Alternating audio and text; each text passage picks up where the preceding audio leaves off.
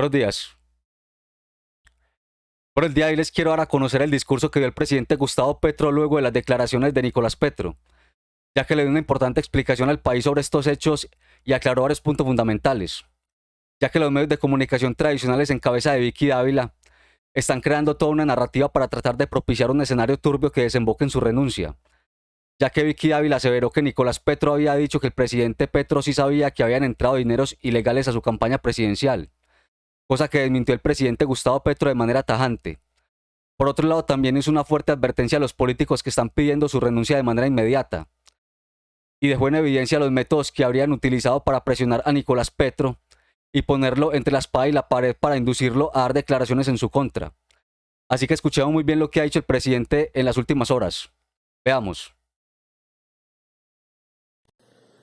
Por la tarde, antes de subir al avión para llegar acá, pues tuvimos otras noticias, de las cuales no me puedo expresar a profundidad porque solo son periodísticas, entre otras me gustaría.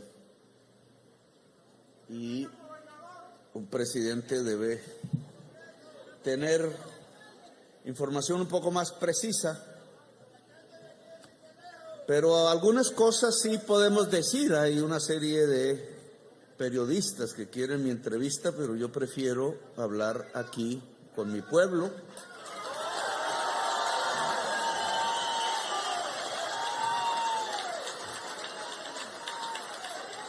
Si fue mi pueblo el que me eligió, a nadie más le debo la elección.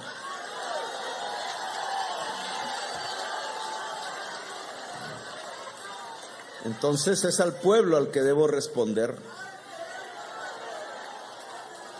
Tengan ustedes la absoluta certeza que este gobierno se acaba de acuerdo al mandato popular. De nadie más.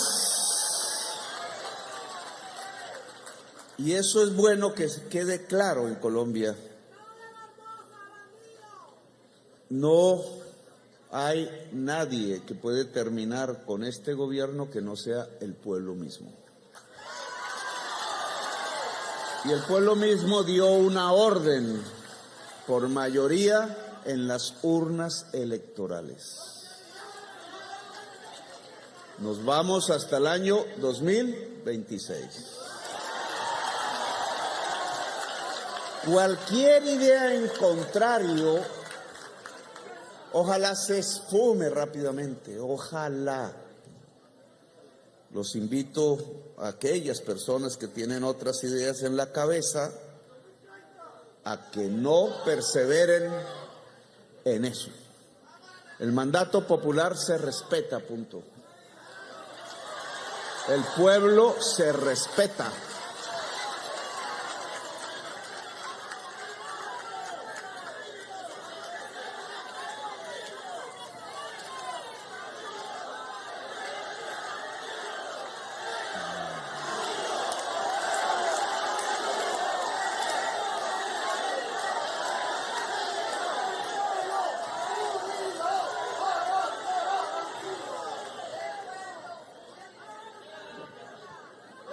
Alguien escribió, no tengo aquí el dato concreto, yo voy a buscar por el nombre, pero no voy a mencionar la persona porque no voy a entrar en eso. Vamos a ver, me esperan un momentico.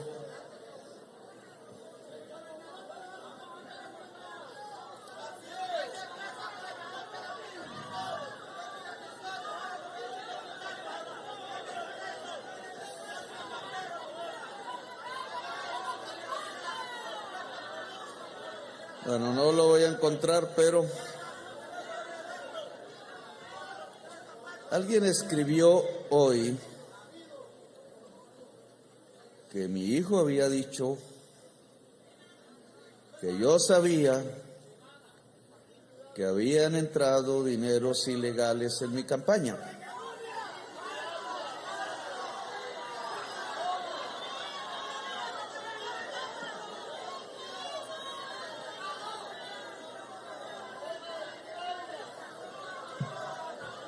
Tiene esa afirmación varias formas de analizar. indudablemente piensa, no es un juez. Yo he prometido no interferir en el proceso judicial y lo voy a hacer y lo repito. Pero como no es un juez, puedo analizar lo que dijo. Tiene una especie de instinto, de deseo subliminal. Y es que obviamente si eso fuese cierto, este presidente se tenía que ir el día de hoy. Porque yo no soy Uribe, no soy Santos, no soy Duque, no soy ninguno de los que han pasado atrás por obvias razones. Yo vengo de otro tipo de manera de entender las cosas. No critico a los otros, pero nosotros venimos de algo diferente, de otra historia, de otra realidad y de otra sensibilidad. Y entonces tengo que decirle a esa persona, no siga diciendo mentiras. Mi hijo no dijo eso. Y no dijo eso por una razón básica.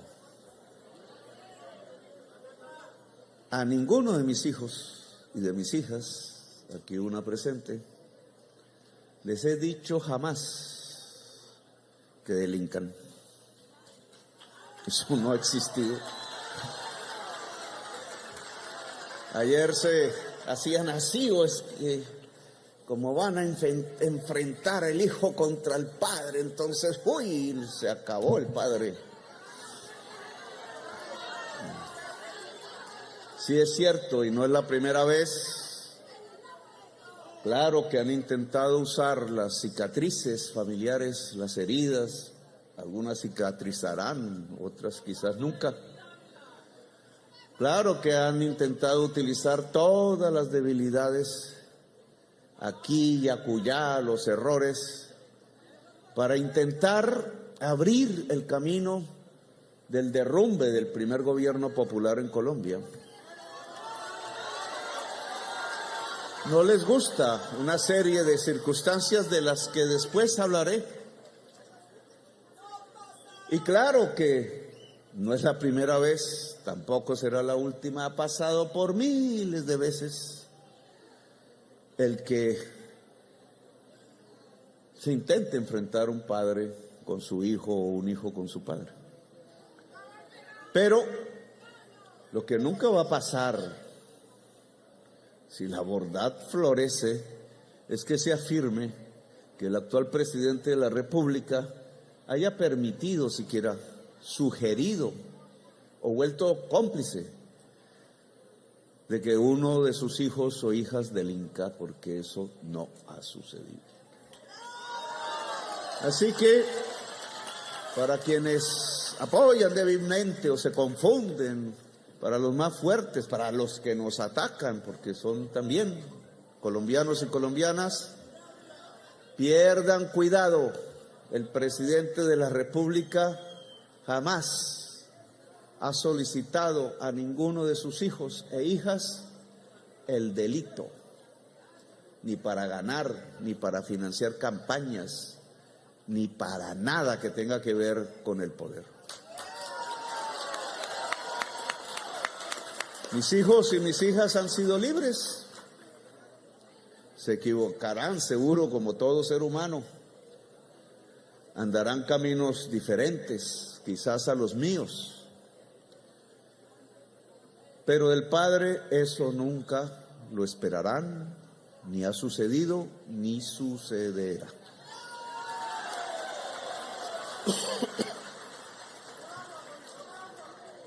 Yo entiendo lo que ha pasado, sé lo que está pasando, sé lo que está ocurriendo. Mi papel institucional no me permite quizás hacer lo que hace unos años podría hacer, hablar con más libertad, decir lo que está pasando, por qué está sucediendo lo que está sucediendo. ¿Por qué esa presión para que el hijo hable contra el padre? ¿Cómo se puede poner una persona entre escoger su propio hijo y su padre? Pero tengo que decir que lo entiendo, lo comprendo, yo lo he vivido, a mí me tocó. Siendo joven, 24 años, 25, estuve preso. No existía la fiscalía ni nada de eso, eran otras normas. Me juzgó un general de la República y me arrestó. Y fui a parar a la cárcel, no a la de los ricos, no a la casa cárcel.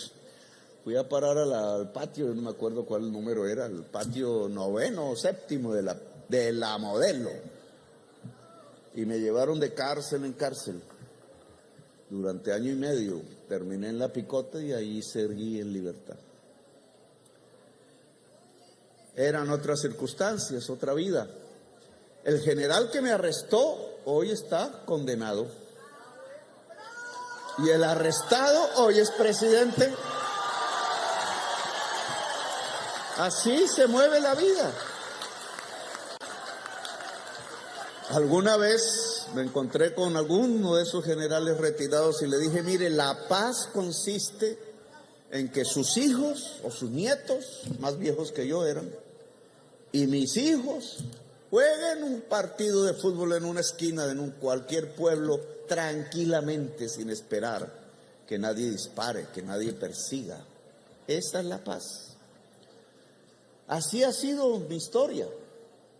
Claro, a mí también me pusieron en unas circunstancias, me torturaron 3 días seguidos, a ver si denunciaba a quién o a quién, a ver si personas que ni conocía, personas que no tenían ningún lazo familiar conmigo, personas a los que simplemente había conocido porque tenían la misma idea de luchar por un país diferente igual que yo.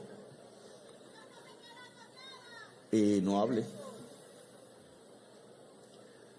Siempre me pareció que uno no puede arrodillarse ante el verdugo y que la defensa siempre se hace desde la verdad y la dignidad. Y que sale bien, a la postre sale bien. Si no tienes nada que temer, la verdad y la dignidad es el mejor instrumento de la defensa, incluso judicial. Años después me sacaron de la alcaldía. Un señor poderoso dijo, Petro se va. Y el presidente ahí hizo caso y me sacó. Y salió el pueblo, y el pueblo, y el pueblo, una y otra vez a defender la democracia. Y miren, aquí estoy. Volvimos, Petro no se fue. La gente decía, Petro no se va. No porque sea un dechado de no sé qué, sino simplemente porque había una confluencia en ese momento entre el interés popular y un gobierno, y porque lo que se había puesto sobre la mesa era simplemente la sinceridad, la verdad. Ese señor no podía destituir el voto popular y el pueblo se hizo respetar.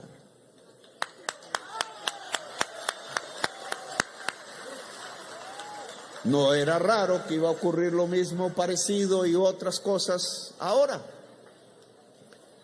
Si es que lo que se está poniendo en cuestión es si cambiamos a Colombia. Mi hijo ya verá. Lo único que le puedo recomendar es, desde la dignidad, la verdad.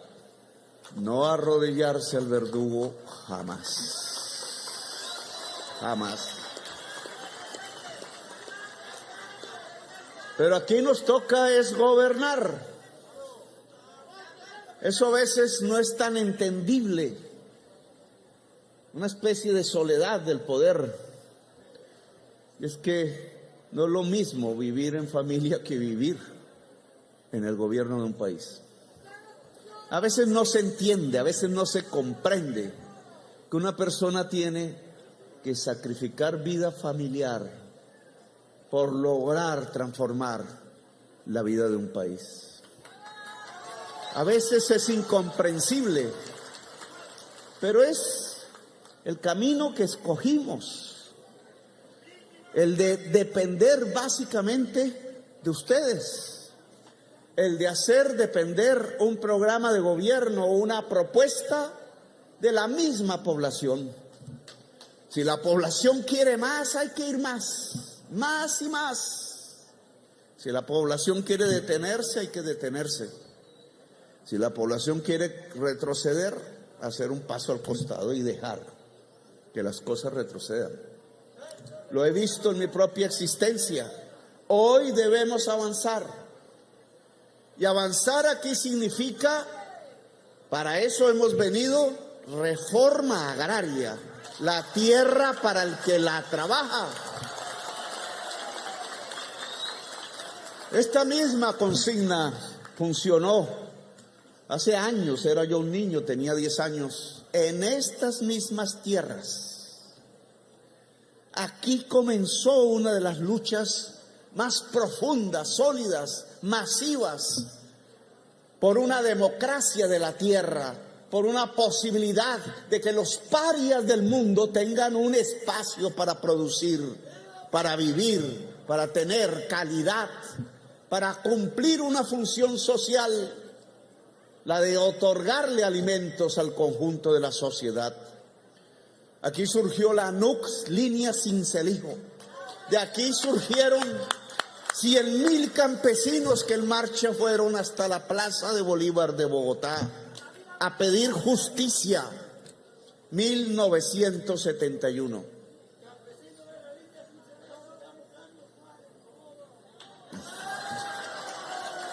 Aún sus dirigentes batallan, muchos fueron asesinados. Después de 1971, después de que un gobierno indolente se negó a acceder a que, como se hacía en Estados Unidos o en Europa, la Francia, la Alemania, o en China, o en Japón, o en Corea, pudiese haber una democracia de la tierra, pudiera haber un acceso de la población campesina a la tenencia de la tierra fértil, pero no escucharon aquí en Colombia. En Colombia se aliaron al gran poseedor, hicieron el pacto de Chicorral y lo que siguió fue la violencia. No les gustó ver los 100,000 campesinos y entonces llenaron el espacio de motosierras, de sierras eléctricas y de fusiles y convirtieron estas tierras en un camposanto de campesinos y de campesinas. No quisieron hacer una actividad que tuviera que ver con que la tierra llegara al campesino y prefirieron desatar los galgos de la guerra, las oscuridades de la matanza, el genocidio sobre el pueblo campesino del Caribe colombiano. A mí me tocó hacer esos debates y mostrar la verdad en el Congreso de la República. Como el senador desde la mañana firmaba la ley y por la noche hacía la lista de los asesinados. Como el senador de la República, después de hacer la ley, se abrazaba tomando whisky en las noches con el asesino, el carnicero le llamaban. Cómo iban llenando los pueblos de fosas comunes, cómo iban produciendo un desalojo hasta llenar a Sincelejo de víctimas de la violencia, hacer crecer la ciudad casi en el doble, con los que aterrados llegaban huyendo de esas noches en las montañas, en el Plan, en los Montes de María, en La Mojana, porque se había desatado el genocidio, con firmas de senadores de la República, de gobernadores del departamento. Así callaron la posibilidad de la reforma agraria. No les gustó ver los 100,000 campesinos, pero sí les gustó ver las 20,000 fosas comunes. Un país que no pudo llegar a una solución que era posible prefirió el camino de la muerte. Lo decíamos esta mañana, el país de la belleza terminó siendo el país de la sangre derramada, sangre de humildes, sangre de jóvenes, sangre de campesinos y campesinas. Este gobierno está aquí para tratar de cambiar esa historia. En eso consiste el cambio. En que de nuevo puedan haber los 100,000 campesinos en la Plaza de Bolívar y ojalá 1 millón y ojalá 10 millones gritando que son ciudadanos y ciudadanas. El Congreso de la República actual decidió elevar a la norma constitucional el que el campesino y la campesina sean sujetos de derecho. Bien por ese Congreso. Ni en el 91 se había podido lograr. Pero ser sujeto de derecho significa tener la tierra, poder vivir en dignidad. Y tener la tierra no es un asunto de violencias, aunque por la tierra nos hemos matado desde hace por lo menos 80 años, ya va para un siglo, porque no se hace la reforma agraria en Colombia. Es que se puede negociar, lo dijimos esta mañana, es que podemos llegar a un acuerdo nacional. Que no crean que somos débiles porque hablamos de acuerdo. Que no crean que es que el acuerdo, como ellos lo proponen, sea el que nosotros nos arrodillemos, no. El que nos dejemos cooptar por los cócteles sociales, por las lisonjas del poder y de la riqueza, no. Nosotros somos el gobierno del pueblo. El presidente no dejará de ser hijo de una familia popular. Nunca dejará, hasta que me alcance el aliento a defender el interés de la persona humilde, de la persona más débil, de la persona más excluida. Porque para eso estudié, me crié y luché. Para eso hemos hecho sacrificios y hemos tenido unas victorias y días hermosos que ni se imaginan. Porque a veces en esas luchas intensas es que aparece la palabra intensidad, vida, alegría, felicidad. ¿Quién lo dijera? No es en esas riquezas que se codician y en esos palacios y en esas sillas doradas y en esos carros de último modelo en donde se consigue la palabra felicidad. La palabra felicidad se consigue en los caminos, en las trochas. La palabra felicidad se consigue cuando una mujer del pueblo lo abraza a uno, cuando un niño corre libre porque cree que ahí hay una solución instintiva de su vida. Cuando un pueblo se junta, ahí aparece la palabra felicidad de intensidad. La felicidad no es de solitarios, la felicidad se construye en comunidad.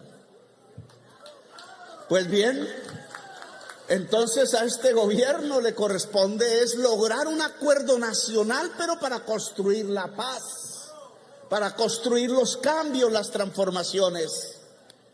Lo dijimos esta mañana, le estamos diciendo a los 4,000, 5,000 grandes hacendados de tierras fértiles de Colombia, véndanos la mitad de la finca.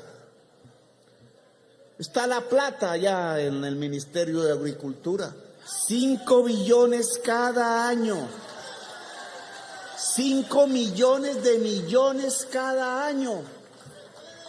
No se les meta en la cabeza especular, no, lo que valga la tierra en el mercado, o un poco menos si quieren.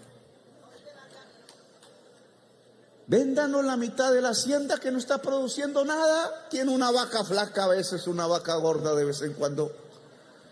No cultiva ni una mata de yuca.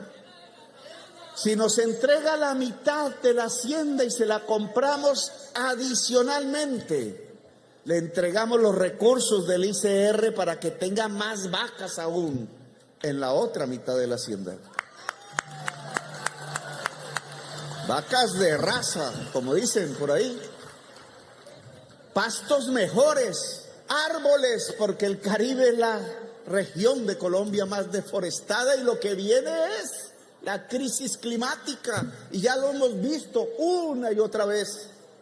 Si en diciembre andábamos era con bota pantanera para arriba y para abajo y con el agua en cuello, ¿o no? Y ahora viene una sequía.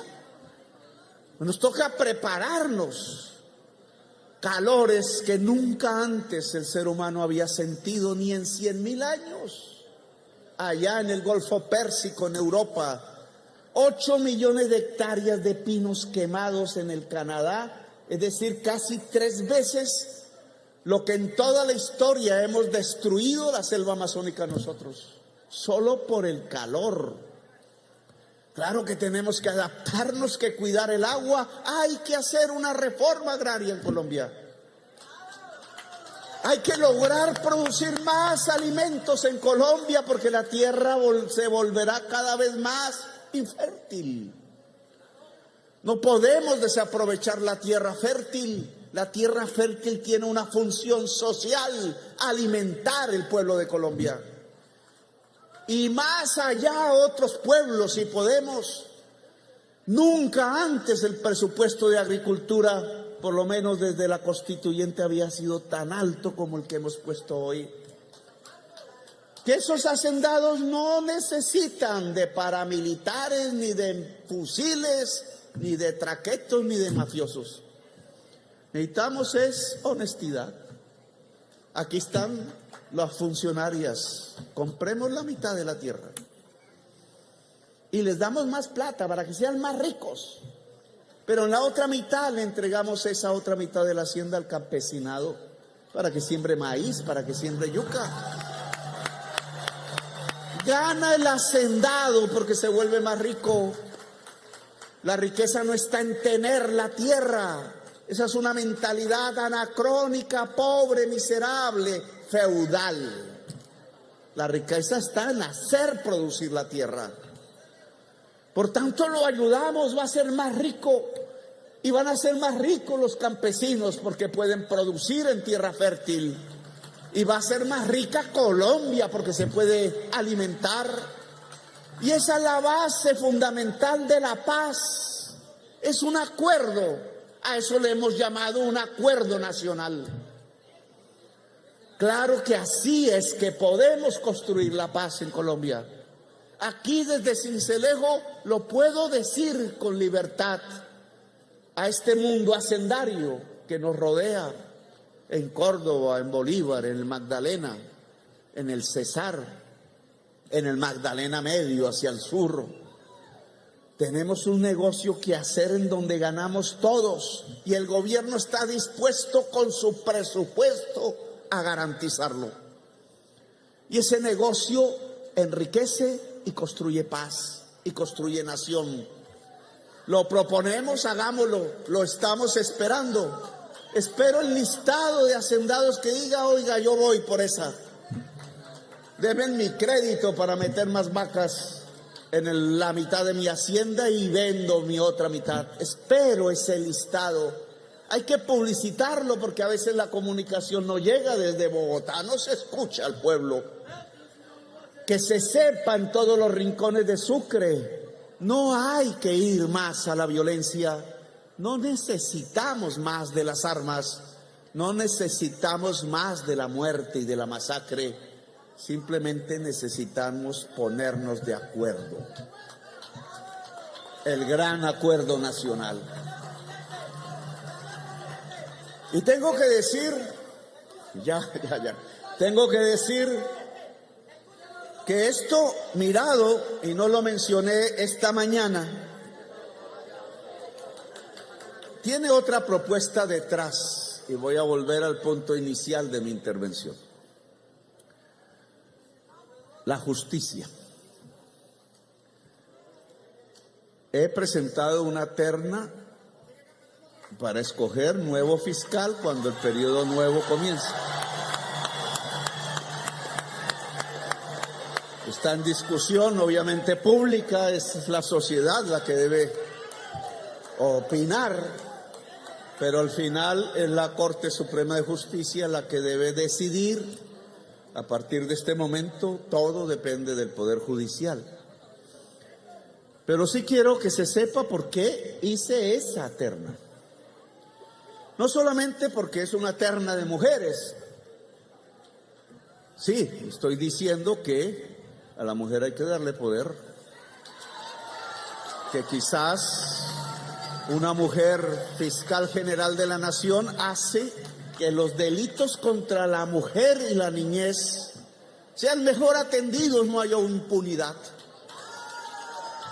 Que el feminismo no, que el feminicidio, que pena, iba a hacer aquí una burrada en el discurso que me iba a costar carísima. Que el feminicidio desaparezca en Colombia.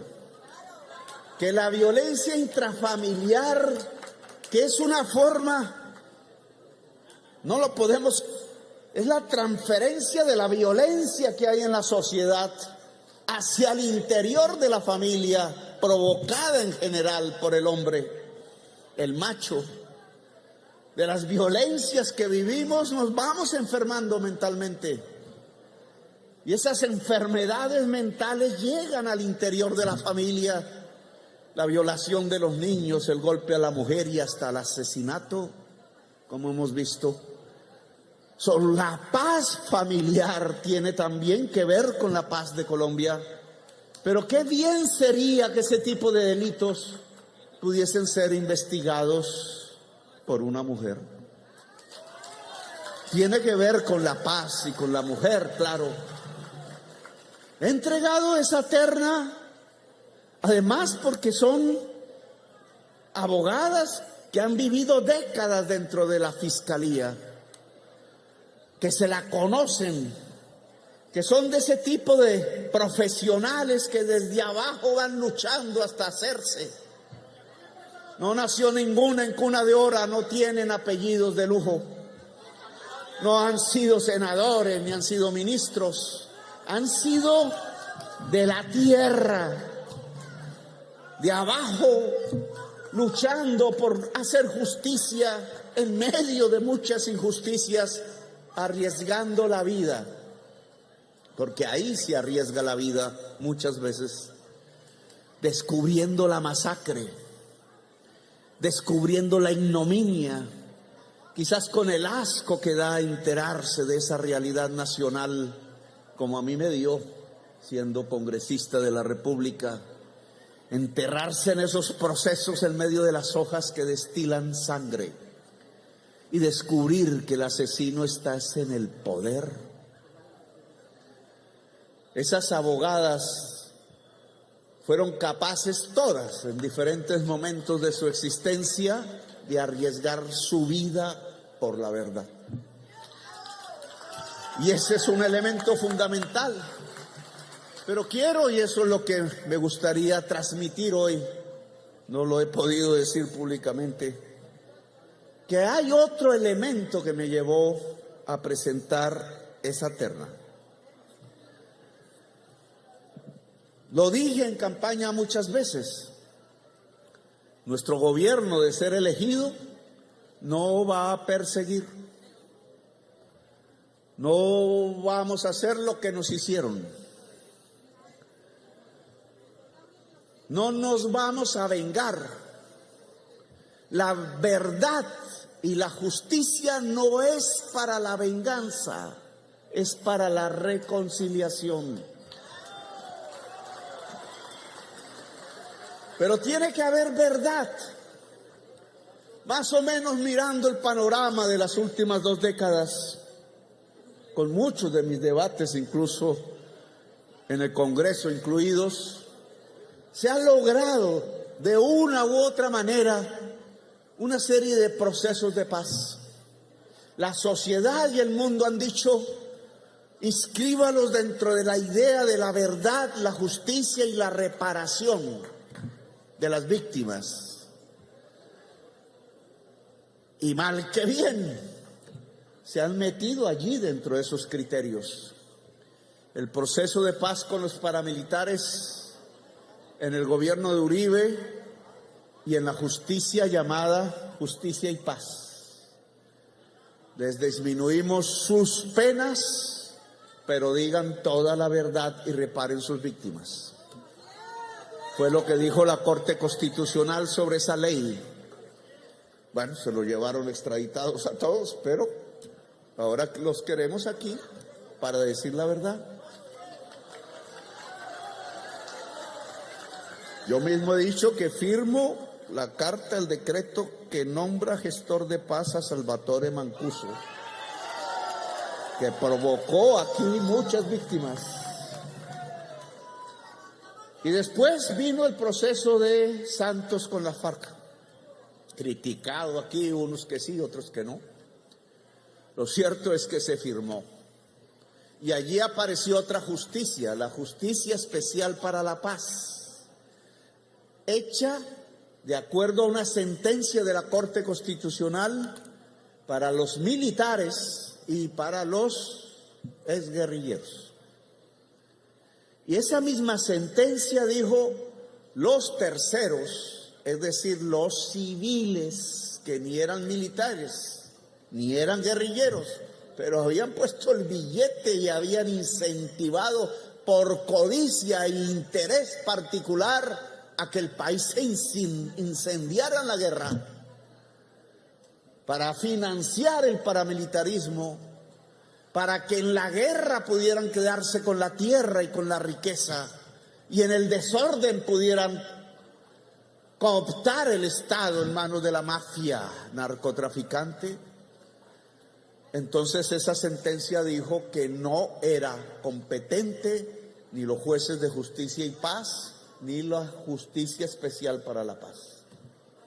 Es decir, que el competente para juzgar a los que promovieron el genocidio era la justicia ordinaria, la Fiscalía. Le pregunté al presidente de la JEP, bueno, y entonces ¿cuántos procesos en donde hay este tipo de personas se han trasladado de los archivos y procesos de Justicia y Paz y de la Justicia Especial para la Paz a la Fiscalía? Y me dijeron 17,000 procesos y no han avanzado. Y entonces tenemos un problema estructural para construir la paz.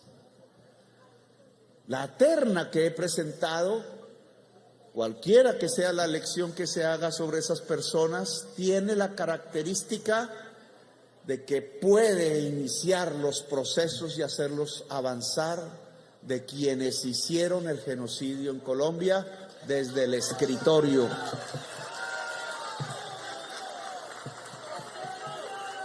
En realidad ni los paras, ni los militares, ni los guerrilleros realmente al final no eran sino instrumentos de uno y otro. El poder de ese genocidio no está siendo juzgado. Pero quiero advertirlo, no lo hago para generar una nueva oleada de violencia. Ya mi hijo es víctima de ello. No lo hago para ver si entonces nos vengamos. No, es para ver si nos reconciliamos. En esto ya no tendrá que ver la justicia, sino el Congreso de Colombia. Es que si se reconoce la verdad,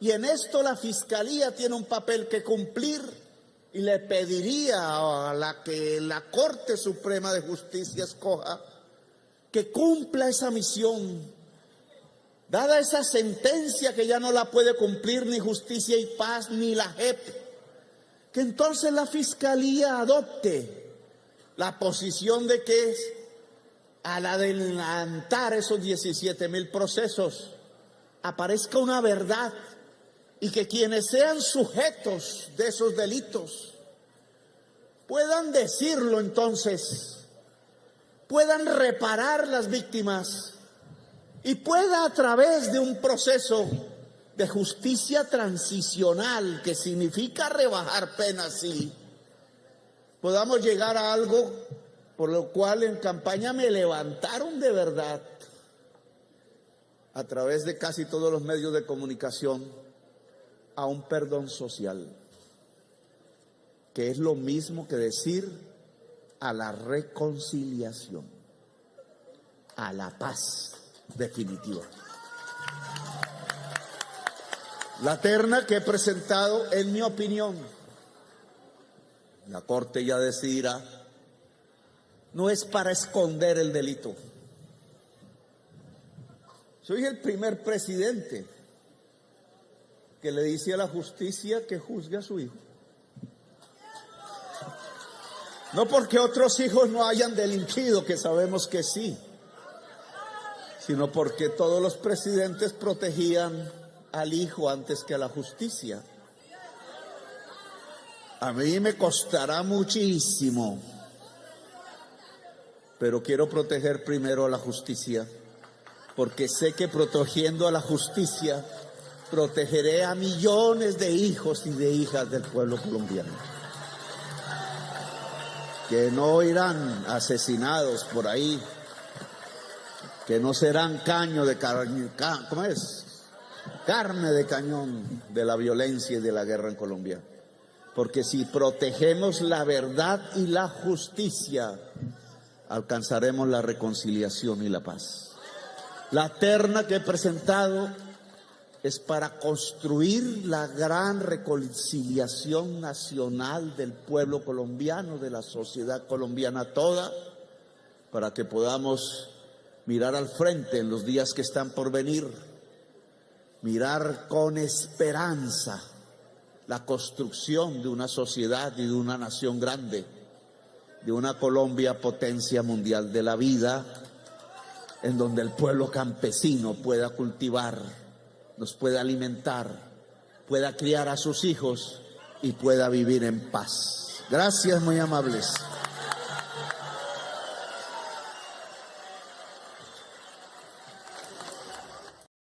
Pues bien, amigas y amigos, ya escuchamos las contundentes declaraciones que hizo el presidente Gustavo Petro con respecto a las afirmaciones que hizo su hijo en la audiencia que se llevó a cabo el día de ayer. Y como muy bien lo dijo el presidente Gustavo Petro, se está generando toda una matriz de opinión distorsionada para tratar de incriminarlo a él de las posibles conductas delictivas en las que hubiese incurrido su hijo. Y como sabemos muy bien, Revista Semana y su directora Vicky Dávila están sirviendo como caja de resonancia y están distorsionando de manera conveniente cualquier declaración que dé Nicolás Petro y Dey Vázquez. Todo con el vil propósito de derrocar al presidente a como dé lugar. Y eso es evidente. Es evidente que ese es el mecanismo que están empleando en su macabra estrategia de desinformación. Así que esperemos en qué desemboca esta situación. Bueno, amigas y amigos, por hoy dejemos esta información hasta acá. No olviden dejar su opinión en la caja de comentarios, suscribirse al canal y dejar su like. Y compartir el video. Y nosotros nos vemos en un próximo video con un tema de relevancia para el país. Muchas gracias.